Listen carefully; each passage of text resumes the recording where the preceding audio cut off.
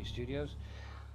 With me, the young lady, is Dr. Silvermoon Cashin. Did Yes. I get it right? Yes, sir. I'm old, so I say it like as quick as I can get it out. As soon as I can get it out, because as you get older, you forget everything even for 2 minutes. Okay, so you're an executive coach, Executive life coach. executive life coach. So, like, what is an executive life coach? So, a life coach in general is just someone that helps you um, set goals, identify obstacles, be able to achieve your goals. Accountability partner, and it can be in any aspect of your life.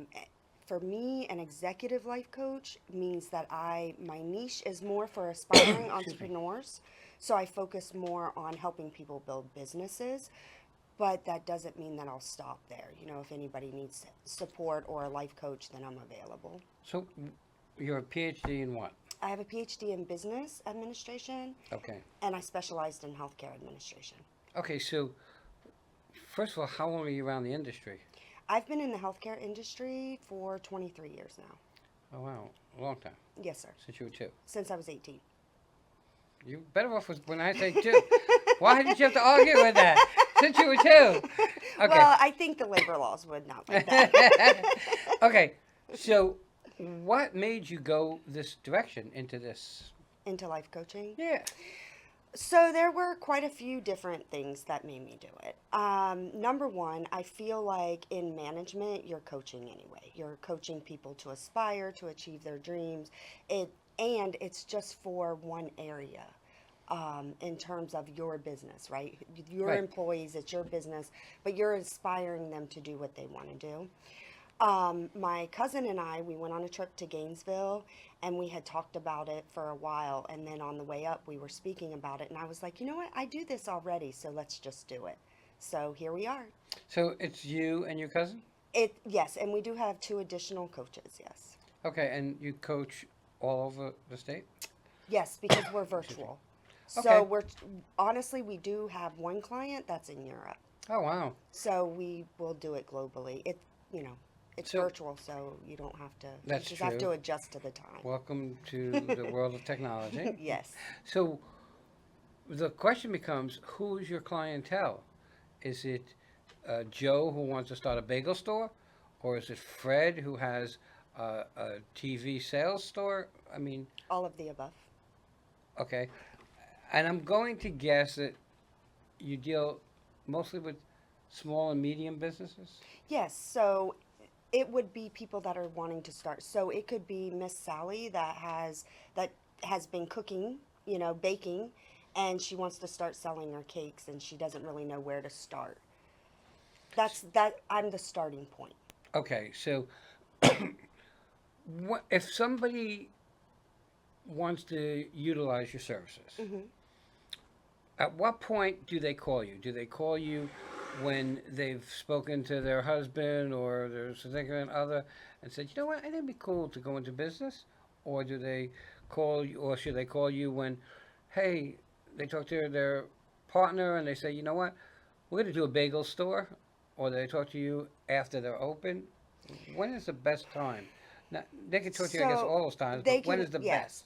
So I would say that my skill set is best utilized before you open the store, per se. And the reason that I say that is because then that way we are able to identify all obstacles. You've started a business, I've started a business. We know it's very overwhelming and challenging. Brutal. Um, Brutal is a very good word. So what I want to do personally to help my client is alleviate some of that brutality. Okay. So, yes, obviously they would need to talk to their spouses or their partners or whomever that they're okay. Or they could just call and say, hey, I'm thinking about this idea. I'm wondering if it's going to work.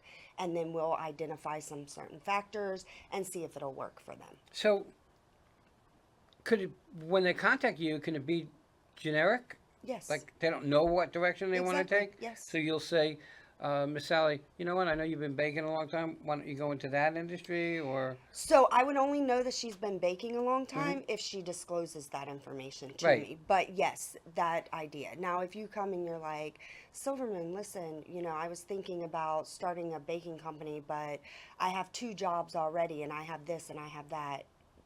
Do you think I can do it? It's not whether I can do it. I believe that everybody can do anything they put their mind to, but it's identifying the aspects in that person's life that would enable them to be successful at it. You know, it's interesting because I've been an entrepreneur my whole life, and I always say you can make $1 million selling paper clips if you truly believe in it. Right, and I agree with that too. Okay, so I remember my parents going to Florida years and years and years ago, and they went into the mall and they saw a place that sells baked potatoes. And this is a true story. And they came home and they said, "We're going to do this." Now, my family is the worker bees. There are some people who are crazy entrepreneurs, and then there's the people who work for a living. And they never did it.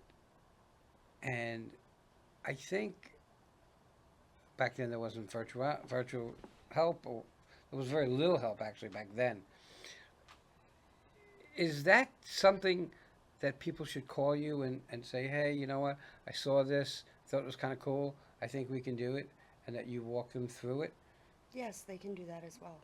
So if I say, hey, this is what I want to do, and I tell you, do you, before you give me some counseling and coaching, do you research what it is to see? Yes, I would need to do that because in Okay. order for me to help you, I need to know what I'm helping you with. Um, but again, my job is to identify the goals, the obstacles, um, your goals, any obstacles that could potentially come your way because of the venture that you're trying to do, um, and just help you work through them one by one. I believe that goals can be achieved if they're taken in little steps and little milestones because I feel as a whole as humans we get overwhelmed and we just stop doing what we want to do because it becomes overwhelming to us. Do you mean like you being on the air, like most people being on the air? Yes. It's almost over. And the funny thing is, this is not how I started. Okay, I'm only doing this 35 years, and I'm already 67. I started in real estate. That's where I made my money, and I was always an entrepreneur. But it's interesting because I see people come on here, and they utilize this to move forward because they've accomplished and broke through a wall. So I'm going to guess that you're going to tell Mary, who's never been an entrepreneur, you're going to help her say, you can do this. It makes sense. This is what you need to do. And kind of give her, I guess, the confidence. I mean, is that part of what you do? Yes, so I am your if you hire me as your executive life coach, I am your accountability partner and your support. Will you yell at me if I do something wrong? No, Oh, I would darn not yell at you. I might tell you that probably wasn't a good idea, but I it. believe that every problem comes with a solution. So when I say I don't think that was an idea, I'm also going to come back with a solution. And ultimately, it's up to you whether or not you want to do it. I'm not going to sit here and tell you what to do. I'm just going to tell you how to do it and help you through it. I mean, uh, being in business forever, the mistakes I've made have really been learning lessons for me. And the reason that I attribute my success is that I made mistakes. Right. Okay? Now, surely I could have avoided some if back then there was assistance that you give. But that really wasn't available back then like it is today. I think it might. So I say I think because honestly, I don't know, but I feel like it's always been around. That's why we do have great, great people there. But I feel like it wasn't a business. It was more like your friend or your mother or your father or your sister or, But it wasn't as brother. accessible as it is today. Correct. Okay? I mean, you could just pick up the phone and make a call and then schedule an appointment or go on a website and schedule an appointment. You couldn't do that back then. And my clients have my personal cell phone number. So I'm available to my clients 24 hours a day, 7 days a week. Okay, what changes do you see in your industry coming about, or in your company coming about? Um, in my company, I feel we're trying to reach everybody as a whole. Like, I am an executive life coach, that's what I do. Um, my cousin is a widow coacher. Our other two coaches, they have their own niche. So as a company, we're trying to help everybody, but we have different coaches for different areas. Which would make sense because I always say you can't be a brain surgeon and a proctologist. Right. Figure out what you're good at, and that's what you should focus on. I've dealt with filming a lot of coaches and women empowerment groups and stuff like that. And I think that it's a great idea, but I don't think it's a one size fits all. It's not. Okay? And I guess that's why you made a company out of just being your own coach so that, and tell me if I'm wrong, but Mary wants to open a bagel place, so she comes to you. But Mary's having a problem in life over and above that. Do you then kind of connect her with someone else in your office? No, I would take care of it. Okay, so you have the ability to take care of it, but you've made your company well-rounded, so that whatever you can possibly help and put together, you guys can put together as a team. How often do you guys as a team connect and meet and talk about what needs? Weekly. Oh, you do. We do weekly meetings on Wednesday. Okay, so and life is a little different today. You can do that no matter where anybody is. Right. Okay, that's the blessing of virtual stuff. We don't do virtual stuff here because for me, I worked very hard to make this place look like it looks, and I wanted people to come in and be proud of what they see. Right. And as an executive coach, you can surely appreciate that.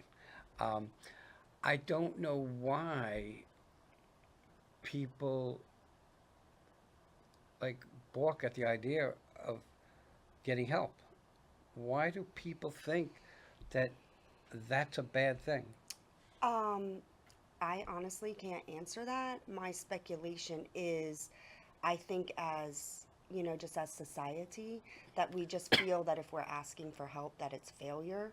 But one of the things that I push and I do speak about even on my personal Facebook is success is built upon failure. So you have to fail in order to be successful. It's the building blocks of it. I think, again, as society, we're starting to recognize that. But I feel like in the earlier years, decades ago, it was more or less if you couldn't do it on your own, then you weren't successful at it. Right. Well, I think people think they have to have this image, and being successful in a business, in my opinion, takes a village. I Okay. agree. And I always tell people who are entrepreneurs, when you started your business, did you get family support? No. Yes. I think that family support's important. It is, Okay. but it's And not. I think an outsider can give you a view that family who know you your whole life cannot give you. Right. Okay? They'll sugarcoat things because they're going to see you at Thanksgiving dinner. Right. Okay? I'm going to think that what you do is not about sugarcoating anything.